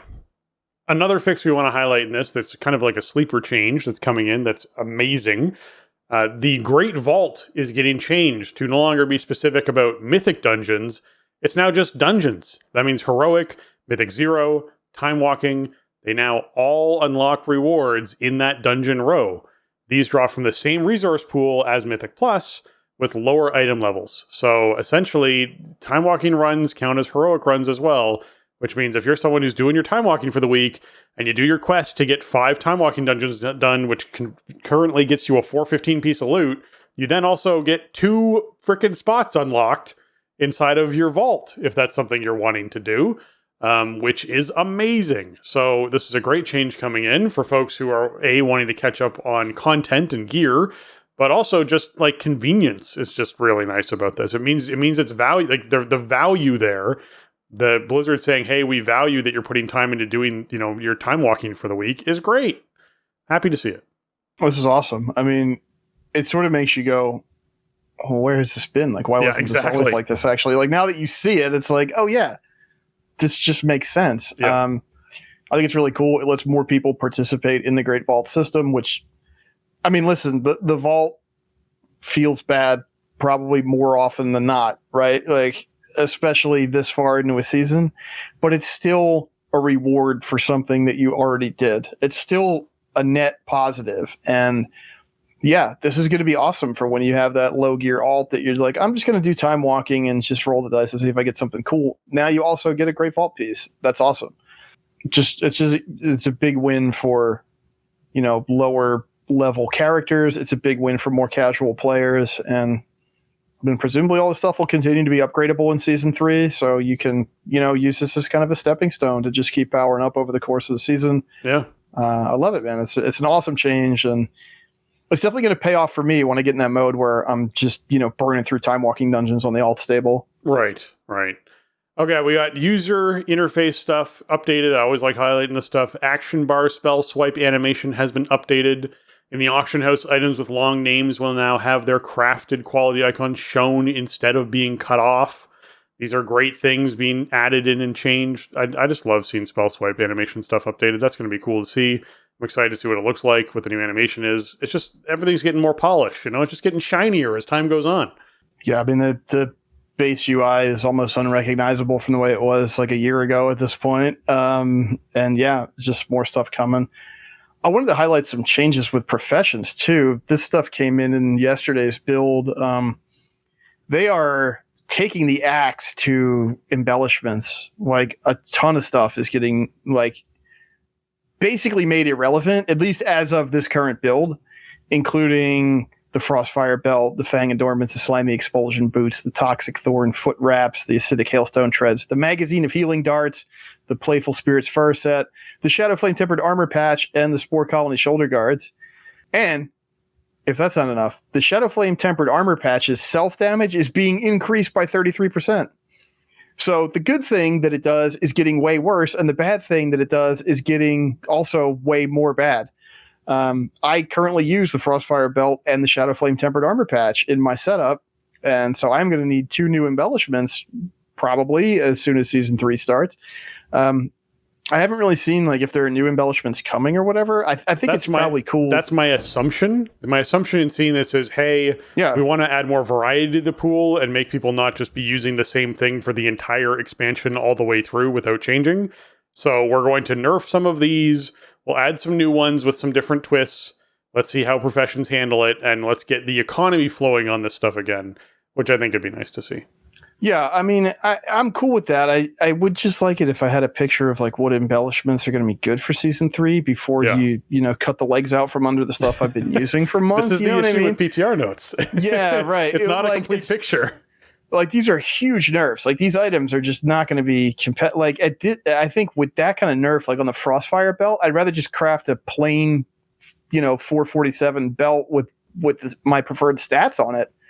If the dot proc is getting nerfed that much, so it's it's something else. These are huge changes to a lot of pretty popular embellishments. So, I mean, I think with the way professions are in Dragonflight, you have plenty of opportunity to add cool new stuff in. I am expecting that I will still have embellishments that I like. Yeah. There is a mild concern here, though, because like they're clawing back the item level, the top end item level of crafted gear a little bit in Season 3 from Season 2. And now they're, chunking the embellishments down. And it's like, I really want crafted gear to be good. I have invested a lot of time and effort in the crafting system in Dragonflight on my main. And I've used it to great effect for my character and the other plate wearers in my group, right? And it's been really fun. It's very rewarding. It feels cool to be able to just make somebody a baller piece of gear that they can go use for the rest of the season. Like, it's great. It's such a cool feature in this expansion, and I want to hold on to as much of that as possible. And I feel like, removing the top end item level is not that big of a deal, since you can get it and you can get exactly what you want. And, chunking down these old embellishments that have been around for a patch or two in some cases is not that big of a deal, especially if there's new embellishments. But when you combine them together, it starts to sort of change the picture a little bit. So I'm hoping that profession stuff is still going to be desirable in Season 3 and beyond in Dragonflight, whatever that means for, this expansion. I think like there are obviously some pitfalls with the profession rework, but overall it's been awesome. And I don't want to give up any power that I can afford not to from that system. I want to be able to deck myself and my friends out with it. So, we'll keep an eye on it. Hopefully there'll be cool new stuff added, and it's not just that across the board embellishments are just not as good as they used to be. Yeah, I've always been advocating for professions to remain relevant and remain powerful throughout an entire expansion. This has been the closest so far that we've ever seen. I'm hoping that they continue with that, and that's why I'm just like putting the trust out there of like, they're going to add something. There's going to be something else there. This is them mixing it up and getting the economy flowing again and getting people interested in the systems and having new ways to learn things. And like, I'm hoping that's all this is, which would be great to see. So I'm taking this as like we're seeing just the tip of the iceberg of what's actually happening, and this is just how PTR notes work. We get little chunks here and there, and people react to them, and the internet explodes on fire, and then they go, no, it's okay, there's this other thing coming. You're like, oh, well, why didn't you tell us that in the first place? And that's, it all gets kind of resolved. Right, like put the new embellishments in the PTR build first. If the goal is like, hey, use the season 3 embellishments, awesome. I want to do that. Yeah. Like I'll go get the recipes and go get the mats and go make cool stuff. But all we've heard really so far is kind of bad or disappointing news about professions and crafted gear going into season 3. Yeah. I mean, the sky's not exactly falling. Even if they don't do anything else, like you're still going to want to fill in pieces with crafted gear or like use that to gear up at the outset of season 3. But, crafted gear has felt awesome, especially in season 2. And I like that. So I'd like it to stay that way. Yeah. All right, we got another update, our monthly update. This one was for September 2023 of recent actions against exploitive accounts. In the total exploitive WoW account actions in September 2023 was 136,014. That is roughly 4,534 accounts per day of the month. All of these actions were for cheating or exploitation, which primarily result in permanent bans or 6 months suspensions.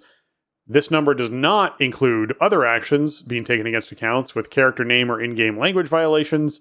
They continue to evolve on methods and act against the malicious accounts on a daily basis. Yeah, so again, like just the recognition of how much work it is to ban 4,500 accounts a day and process that and do the investigations for it. And like, oh my God. And you're talking about like the number of player base, right? Like what's the number of player base inside these situations? It's still a massive player base with World of Warcraft. Yes, this expansion hasn't, as much as it's a good expansion, hasn't, as everyone says this, hasn't been taking off as well as it should have, because we're coming out of some really bad, chunks of time for not just the company, but for the game. You still have this large popular player base that's involved in playing it. And there's still, that amount of people who are being booted, is what it is. Yeah, pretty much. I mean, this is, they have been consistent with this in the last few months since they said they were going to have like a monthly report about it. And, I think botting is probably a much bigger problem in, classic versions of World of Warcraft because the game is probably just more exploitable overall. But, what you hear all the time is just ban the bots. And like they do that. It's not the whole picture. And you can ban 4,500 accounts a day, most of which are probably bots. And the problem will always exist because there's a secondary market for WoW, like you have the botting because you need gold so that you can sell gold or whatever. And then obviously you have people who are cheating or doing something they shouldn't be doing with their accounts. That's another part of it. But I would imagine that the bots are probably like the biggest slice of the pie here.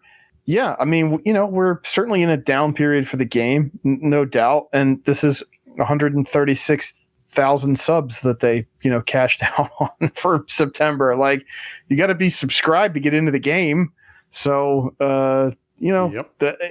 obviously, if the whole point was just to collect the money and like, they don't do anything about the problem, then you wouldn't see this kind of communication. So, I don't know. It's interesting to see on a monthly basis, like how many bot accounts, how many cheating accounts are out there that they're identifying and turning off. And it's a lot, man. I mean, that must be like essentially a full-time job on its own, I guess. It's probably a department dedicated to it. It's probably 3 or 4 people at least that are handling all of it. Yeah. You would think so. I mean, they probably get there's probably some kind of like automated reporting or something about, certain flags that they know about. Like, okay, if you see this, it's probably a bot, like look closer into it or whatever. Yeah. I don't know. But like, I mean, it's just so many accounts, dude. 4,500 accounts a day. Mm-hmm. Like it's weird to think about. And yeah, anyway, just our monthly PSA that just ban the bots is not sufficient to, actually resolve the problem. And honestly, the problem will never be resolved, I think, is really what it comes down to. It's just not a resolvable problem, but it's a mitigatable problem.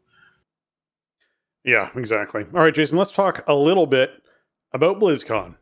We got ourselves the BlizzCon overview, which is nice to see that we have a list of names of events that or areas that are going to be taking place there. We got Community Night. We got Spend Time Together, which is like an area to meet up and share stories with people. The March of the Murlocs is back and is happening again. We have Hell's Ink, so actually there'll be tattoo artists at the con doing tattooing for all of the Diablo 4 tattoos that have been going on for a while. It used to be like the way to guarantee yourself a beta invite to Diablo 4 was to get one of their tattoos at a designated tattoo space. They showed a picture of the knapsack that everyone's getting who's attending the convention. The opening ceremonies obviously are happening. Overwatch World Cup's happening. They're going to have shareable moments, which is an interesting thing where they have these very large backdrops that you can stand in front of and get your picture taken. That's going to be another cool thing for people to check out and take advantage of. One of them's of full-on Tyrael. The other one's of Lilith are the two that they're showing us, but I'm sure there'll be a few more as well. We have the Inclusion Nexus, which is essentially a space where you can go and hang out with people. That's a very safe space for that. Darkmoon Fair's back, where you have the gambling on mystery boxes. I'm sure is one of the big things to do there, as well as they often do like dev talks, sort of like sit around and tell a story area as well. The Heraldric Library, which I'm definitely going to explore. It is actually a space where they're laying out all of their Diablo lore up on big boards, so you can actually check it out and walk around and see space. I wouldn't be surprised if they put in some replica relics and things like that there too for people to check out. I want to see like an actual life-size Heraldric cube. I think that'd be a really cool thing to see if they had one of those made. Meet the new hero. So Overwatch doing their promotion for a new hero that's coming out. Play upcoming content for World of Warcraft. So there's going to be, Dragonflight and Classic content for you to check out on the floor. Duel a Dev, where you can essentially challenge a developer in Hearthstone to a battle, a duel. We've had this for a few BlizzCons now. It is always popular and pretty cool to watch. We're going to have the Guild Clash, which we'll talk about in a moment, where they're actually specifying some guilds coming down and competing against each other in different events. So that'll be fun to see. And then Rumble Mania, where basically there's going to be exhibition matches for, Warcraft Rumble, and what that's going to look like for folks to be able to play. I think it could be interesting. Remember, when Hearthstone first came out, they did their first World Championship, which Firebat won way back then, where it was basically an exhibition match like that, and it kicked off that whole esport back then. So, as much as it's kind of been dying off of late, and esports in general are kind of dying off of late, this is another one of those big launches for folks to be able to check out Warcraft Rumble and see what's going on with it. And then they just go, and much more. And they have a picture of a mount that looks like a giant, like, ice figure mount thing that's kind of cool looking. And yeah, I think overall, the preview poster that they gave us is nice to sort of sum up confirmation that some of these things are coming back. So the Inclusion Nexus, Darkmoon Fair, obviously World Cup for Overwatch, opening ceremonies, Time Together, March of the Murlocs, Community Night. All these things are things that are coming back. Duel a Dev. But I feel like the Heraldric Library, the Hell's Ink, obviously the Rumble Mania, all neat new additions that'll be fun things to kind of check out. And I'm curious to see what those look like. And I see this and I'm like, hey, a lot of this looks neat. I'm certainly going to check out a good chunk of this and walk around the con and see that. And I'm sure there'll be things I want to go and listen to at Darkmoon Fair and spend time with people in different places. But I wish there was a schedule that I could look at that actually laid out what was happening on which days and what times, so I could kind of start planning things. That's what I want in my overview. Yeah, well, it's not time for the schedule yet. Right? Come on, man. It's only October 4th. This is what they do. The end of September, early October. Like, listen, it's been a few years, but this is what happens. They start spinning up that machine in late September, early October. And so then, yeah, you get stuff like, the actual communication about what's going to be at the show. And then as we get closer, then they'll do whatever else. Now, this is the first BlizzCon they've done in a few years. And so some stuff is undoubtedly going to be different. They paid a lot of lip service so far to wanting this show to be more experiential. In other words, like to have more stuff to do on the show floor. And so, we'll see what that actually entails and kind of what they prepared. I mean, that is some of the coolest stuff at a BlizzCon usually is like when they empty out the archives or whatever, and they have, like the charity auction stuff displayed on the floor, or, they're highlighting maybe the anniversary of some game or franchise or whatever. And they have these sort of ancient documents, like old design documents and stuff, and old promos and for the old games. That's some of the coolest stuff on the floor always. So, if they can sort of weave that into the entire show floor, that would be really cool.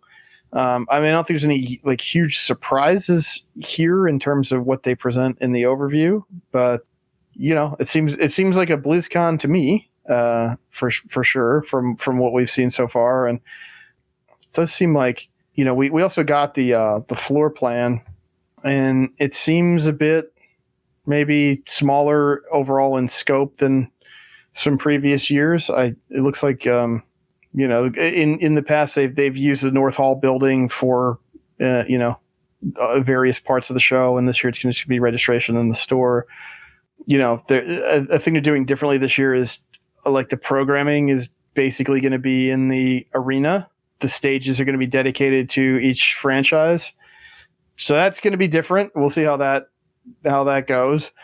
I don't know. Well, I guess we'll try it. I mean, they said like all the main stage content is going to be broadcast in all the halls, so you could just go do whatever. But I mean, I'm a WoW nerd and a process nerd, and that's what I like to do when I go to BlizzCon is listen to people who make WoW talk about where parts of WoW come from or whatever, or what's coming up next or anything like that. So the panel content, even though I could go watch it on YouTube later or whatever, that is a big part of the show for me. So I'm hoping I'm not having to fight my way into the arena every 75 minutes or whatever.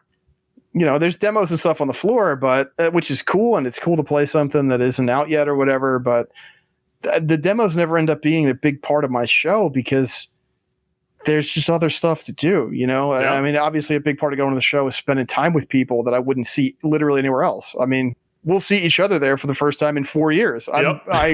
There's only one other context I would ever see you in, which was, like PAX East, which is the same kind of thing. Like, it's just not. To me, that's like what BlizzCon is for the most part. So, the demo stations and stuff are cool. And like, obviously they want to show off whatever they're working on. The whole point is to market the games. Right. So, just kind of is what it is. It's going to be a bit of a different show this year for sure. And they're putting the entire Warcraft family in one space. Yeah. In Hall D. Yeah. Which is a bigger space, I think, than the other halls, but you are putting WoW, Hearthstone, Rumble, and the Darkmoon Fair in that space. So I don't know how that's. I don't know if it's going to be sufficient. Listen. I'm biased, right? Because I'm a WoW nerd. WoW's been my main game for a very long time, but I feel like BlizzCon is the World of Warcraft convention, and the other stuff that's there is cool, but Diablo 4 really needs a shot in the arm. Let's be honest. Like it's just not a game that's grabbing people. A few months out from release. Let's be clear. It grabs people. It just doesn't hold on to them very well. That's the difference. Right. People get in, really they play it. They do this. They do the campaign. It's awesome. They grind for a bit. They have a good time with it, and then they set it away. And the seasonal thing hasn't snagged as many people as they hoped it would. I assume the Battle Pass thing probably isn't snagging as many because I again base all of this around my group of gaming community that I have, and a lot of those people are large content creators who have all moved on from Diablo 4, and so it's that case of like if they aren't into it, then they don't have essentially that natural organic PR that games need from things like Twitch or YouTube to be able to keep momentum going on bringing new players into their content. So if Diablo 4 is losing those large content creators because the game just isn't holding them enough and isn't building the numbers enough, then it is in a certain sense struggling as far as that goes. Now, I'm with you that having Diablo 4 have an entire hall to itself is going to be really curious as to what they're doing with that space. That's a really big space. They do have 3 other Diablo games, but like Diablo 3 is not going to get any big updates, right? I mean, D2R kind of is what it is. It has like, ladder resets and stuff. Immortal is ongoing. I mean, the hall is just like blocked out for Diablo, the franchise. So like, I don't know. It could be some other stuff too, but like obviously Diablo 4 is the flagship product in that franchise right now. Yeah. And I mean, it seems like a lot. And then when you have halls B and C dedicated to Overwatch 2 and Overwatch 2 World Cup league, stuff, like it's just not even the league, it's the World Cup, which is like the, international all-stars of Overwatch. Like that's the kind of thing that used to be in the arena, or back in the glory days, it was StarCraft in the arena all weekend. Yeah, so what it was initially is, and it is Overwatch League, because the league is what competes inside the World Cup, right? Or all those teams that, Toronto and all that, et cetera, compete in the. No, it's the international teams. It's not It's Overwatch not the League. It's the Overwatch World Cup. So it's like, I got that wrong, yeah, here's like the best players from the U.S. and France and Korea and wherever else. Right. It's. I mean, there's bragging rights on the line, obviously, but it's. Overwatch League is done maybe forever as of the last weekend. Right. Yeah, it's an exhibition, so I don't know. I mean, I don't really exist in the Overwatch space at all, but it seems like what I mostly hear is people who used to like Overwatch kind of complaining about the state of it, So, yes, they'll probably have an arena there that you can actually sit in and watch. Based off of what we see in this image, they have like roughed in, very faded out outlines of, where like seating would be and things like that inside of the space. It looks to me like they've built themselves an arena for the World Cup for that. Diablo, we know, have light that whole hall is going to be the Cathedral and Art Experience, the Fat Goose Inn, which is like a Diablo hangout space, the Tattoo Space, the Heraldric Library, the Tree of Whispers is going to be there, and then of course the Inarius background you can stand in front of. All of those things are going to be inside of that hall, so they do have enough to fill that space. They don't talk about Immortal at all inside that. They just talk about the Diablo universe. So I feel like it just celebrates the Diablo universe. We know that the Overwatch one is similar in the sense that it just celebrates the Overwatch universe, as well as there's a demo space that's going to be there to play the game itself. And then, yeah, like you said, Hall D, which is, I think, the opening ceremonies hall, is going to be this very large space that has Hearthstone, Rumble, Darkmoon Faire, and World of Warcraft all pushed into it. What I will say is I don't see an upstairs space on this map. We know that they have the lower level where the store is going to be, which has worked really well in previous years. We have the arena, obviously. We have the lounge upstairs for Portal Pass, that I assume is going to be the same as it was previously. And then we have the upper area, which is for registration. So the previous years, we had Darkmoon Faire in its own space upstairs as sort of a Darkmoon Faire space. So I don't know if that space is just not being used or not rented or used for something more administrative. Because it seems to me like this entire convention is going to happen on the main floor of the convention center. It does feel like it's a little bit smaller than it was previously. I know that basement area where the store was last year is massive. And they had dedicated some of that space they had like their arcade down there last time and a bunch of other stuff down in that area. And doesn't seem like that's the case this year. So, well, yeah, I mean, they don't even have it blocked out in here. The opening ceremony is going to be in the arena. Everything's going to be in the arena. Right. All the main stuff is in the arena only. Where previously which is was Hall D. Yeah. Yeah, right. Well, it used to be, and they would use all the halls for different panel content at different times, which also leads you to think that there's going to be just fewer panels overall because they're only running one at once.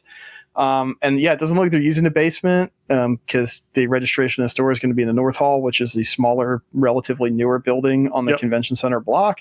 And there's that third level up the big escalators, and that's going to be for Portal Pass, and that's where the lounge and theater is for that. So, a bit more condensed. I mean, it could be fine. I mean, I don't think that indicates like a problem with how cool the show's going to be because that really just depends on what they're showing off and what we're finding out about stuff that we're going to be able to play.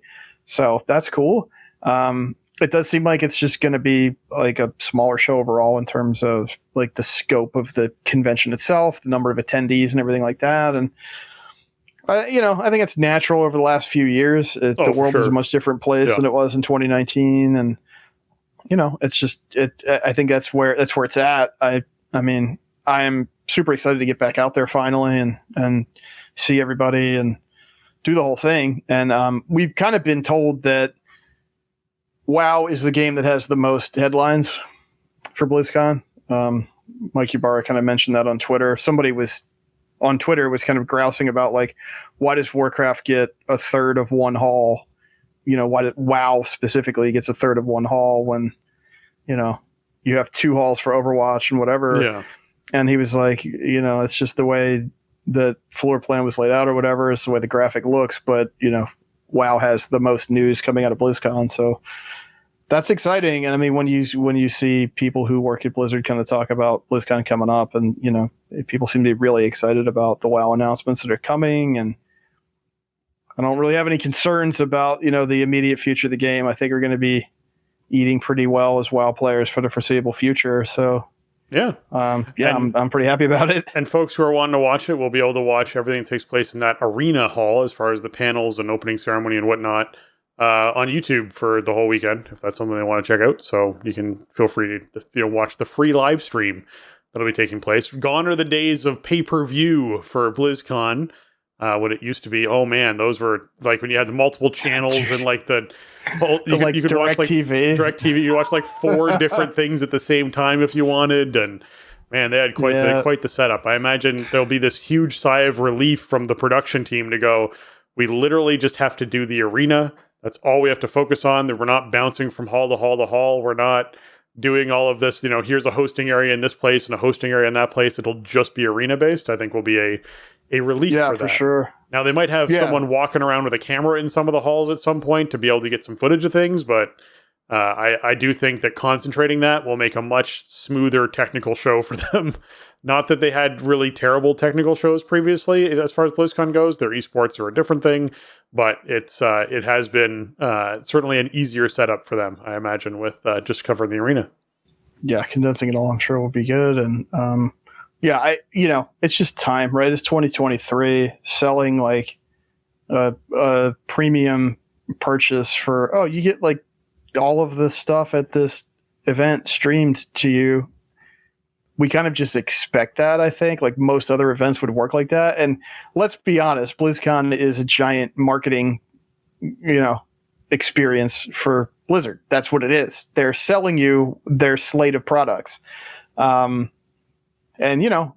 been happy to purchase virtual tickets in the past. I always thought it was a decent value considering all the in-game stuff and whatever. And then it's like, okay, I'm going to watch all of this video content. So I don't, I can deal with it, but it's like, it's 2023. Everything is live streamed everywhere all the time.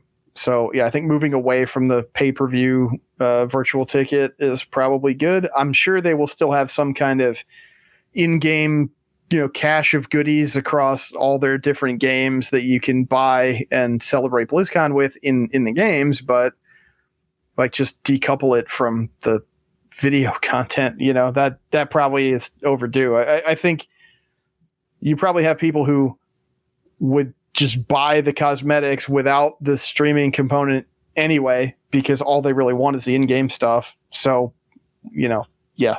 I think it'll be fine. You'll accomplish more of your marketing mission by just having the event streamable on YouTube or whatever. Yeah. And you'll still, sell plenty of in-game merchandise to your customers. Yeah.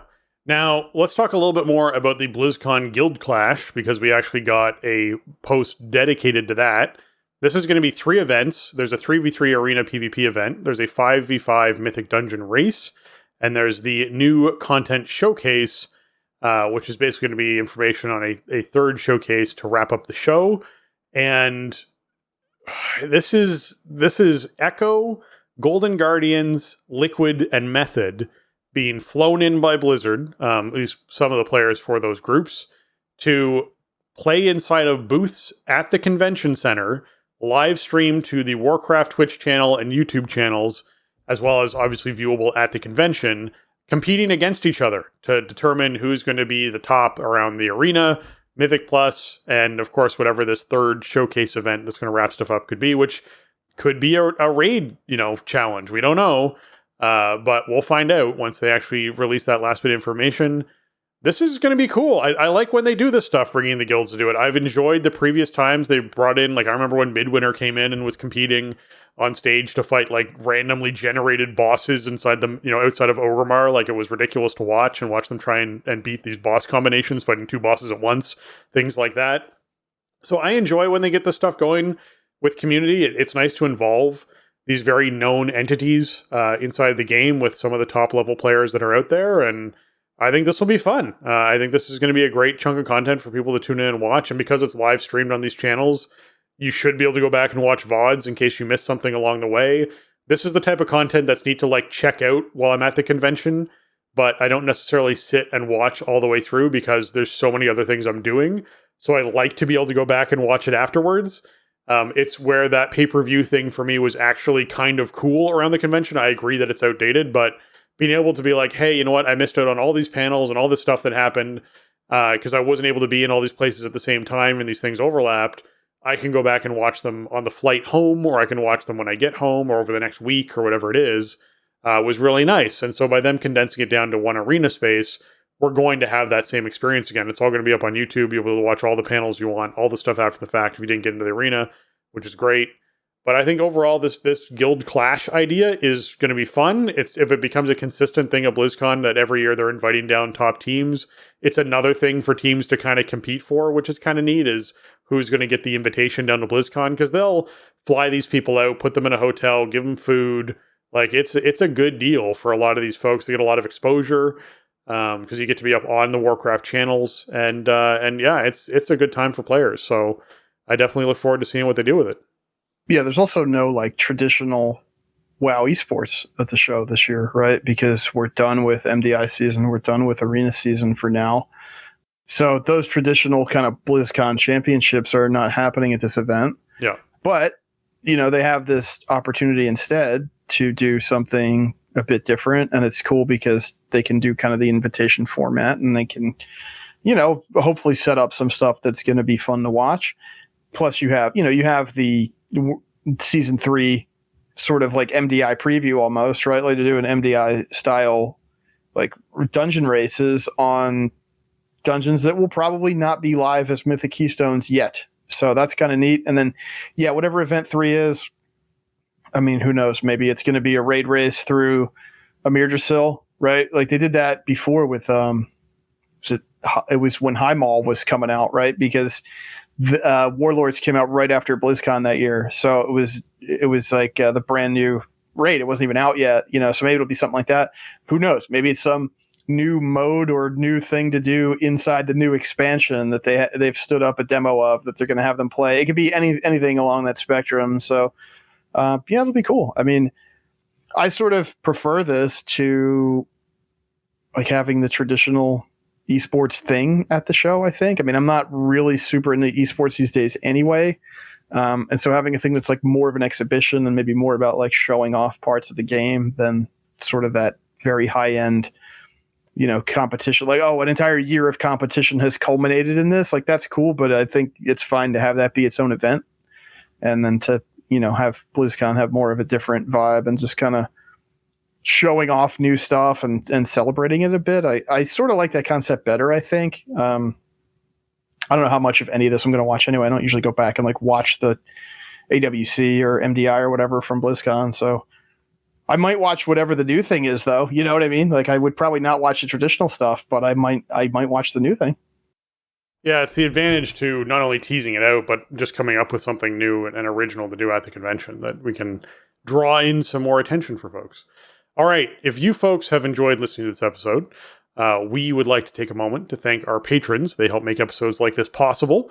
Thank you very much to Paul M. and Amy as our newest incredible patrons for jumping on and supporting the show. I'd like to take a moment to thank some specific patrons as well for what they contribute to the show.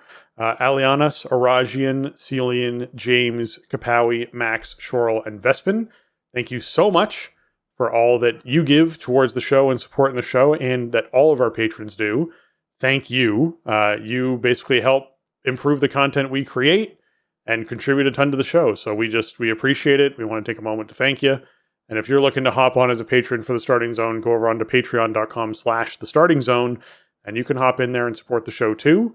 Yeah, it has been wonderful, the support we get. It really does help, particularly around this time of year. So thank you, thank you, thank you.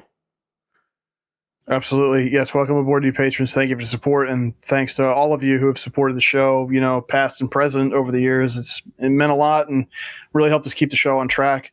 I mean, we've talked a lot about how hard it's been to keep the show on track this past calendar year or so, just with everything that we have going on personally and in work life and stuff. And also to get out in front of the schedule this year. And I mean, this is actually, this episode is technically chronologically 601. So we're working a couple episodes ahead to make sure that, you know, we have stuff on the feed for people to check out. Patrons really go a long way to making that happen, and, you know, helping us be able to prioritize getting that stuff done. And I mean, just hosting the whole feed of like all the episodes going all the way back. I mean, I don't know how possible all of that would be without the patrons. So thank you all for helping us out and contributing to the show. It really does result directly in you guys getting episodes of TSE. It does. Yeah. If you guys weren't contributing towards the show, we probably wouldn't still be doing it. So we definitely appreciate it. It is not easy to do, and we love that you all love what we create. So thank you so much for helping and contributing towards continuing TSE. If you folks have enjoyed this episode, you can also leave us a 5-star over on your iTunes or Apple Podcasts. They really help out the show. We really appreciate it, and it does boost us up those charts and help more people find us. This one comes in from Larkin Bean, entitled Approachable and Informative. Started playing a couple years ago and coming across TSE was a big help. I didn't know some of the information they were covering at first, but the approachable way it was covered made me more interested and gave me starting points to search online. The topics covered here help me feel like I'm using my game time wisely, and even made me comfortable enough to stretch out and start playing with others in group and mythic content, rather than just sticking to solo play. Thanks for putting together a meaningful show that I can look forward to each week. Well, I'm glad, Larkin, that we were able to help you out with getting into the game and figuring things out. We haven't done an episode in a while where like I broke down some of the basics. I used to like stop our conversations and have like this is what line of sight means when we talk about LOS inside a situation. And I haven't done that in a while, and maybe I'll start doing that again a little bit so it saves you some of the Google searching. But yes, the jargon and lingo can at least put you on the right track for what you should type into that Google search window for how to get going on things. So thank you so much for leaving us the 5-star. It does help us out a lot. We do appreciate it. And I'm glad that you are enjoying your game and enjoying the show.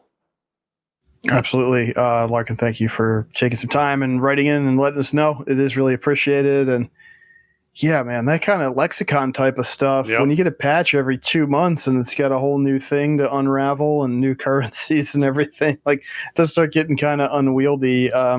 And that's something we've kind of talked about on the show over the course of this expansion. It's like, it's good to have new stuff to do and it's fun, but how does a player who is maybe on the more casual side or maybe coming in late or what have you, how do you navigate like all of these competing things for your attention? And, you know, that is, we kind of want to provide context to that, but also it is very hard to have like, I don't know, to like recap all of this stuff on a regular basis of like Dragonflight specific stuff. I think at this point, I don't even remember how the primal storms work, you know, like the stuff that the game launched with. It's like, well, that was like almost a year ago. And I don't know, we have like 5 layers on top of that matter more than that does. And, you know, that's sort of just this era, I guess. So it is, it can definitely be a challenge to keep that all straight. Yeah. Yeah.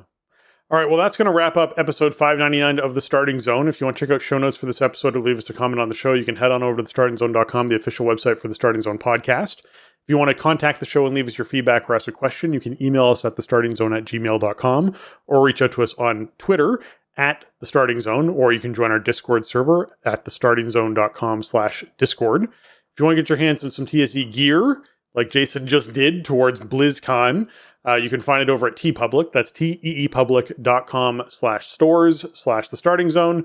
We got shirts and mugs and stickers and fun stuff like that you can get our logos on. A few different varieties of logos. And Jason, where can folks find you on the interwebs? The best place to find me, as always, is over on Twitter. You can find me over there at Shieldwald.